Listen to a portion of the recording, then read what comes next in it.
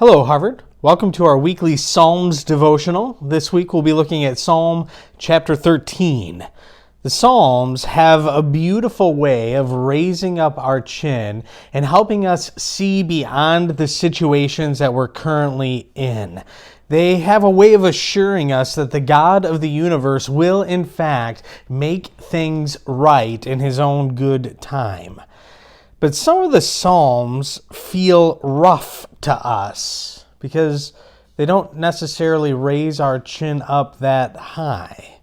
But there's beauty there too, because those kinds of Psalms, they don't focus on the end of all things. They help us to lament the situation that we're currently in.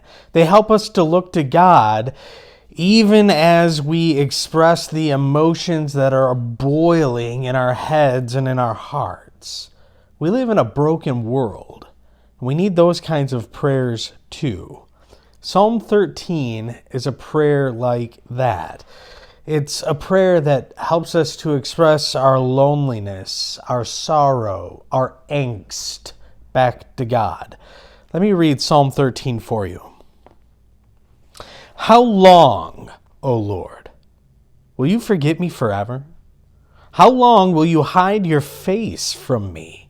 How long must I take counsel in my soul and have sorrow in my heart all the day? How long shall my enemy be exalted over me? Consider and answer me, O Lord my God. Light up my eyes, lest I sleep the sleep of death. Lest my enemies say, I've prevailed over him. Lest my foes rejoice because I'm shaken. But I have trusted in your steadfast love. My heart shall rejoice in your salvation.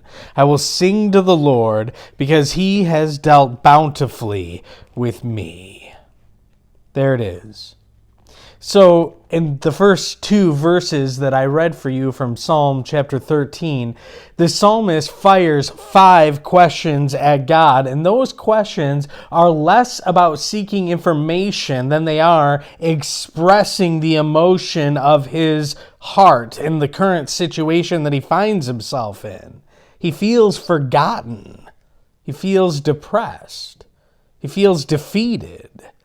Verses 3 and 4 are a plea for God's intervention. When you read those verses, you have the sense that the psalmist feels as though if God doesn't intervene, then death and defeat are a given.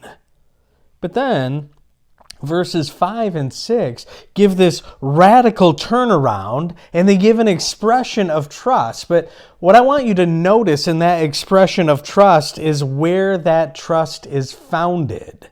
That trust that the psalmist expresses is founded in previous experience of God's love and God's faithfulness. The way that the psalmist has seen God act in the past gives him confidence in the Lord in this present moment. And it's what drives that expression of praise that concluded the psalm.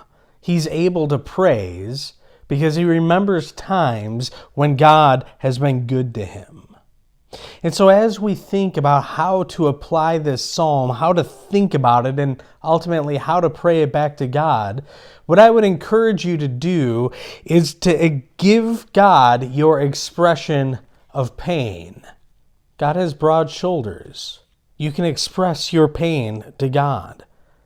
But in so doing, don't forget how God has shown himself faithful in the past. We need to be people who rehearse the stories of God's goodness and his faithfulness. And then we need to commit ourselves to praise. So if we are going to pray this psalm back to God, it might look something like this.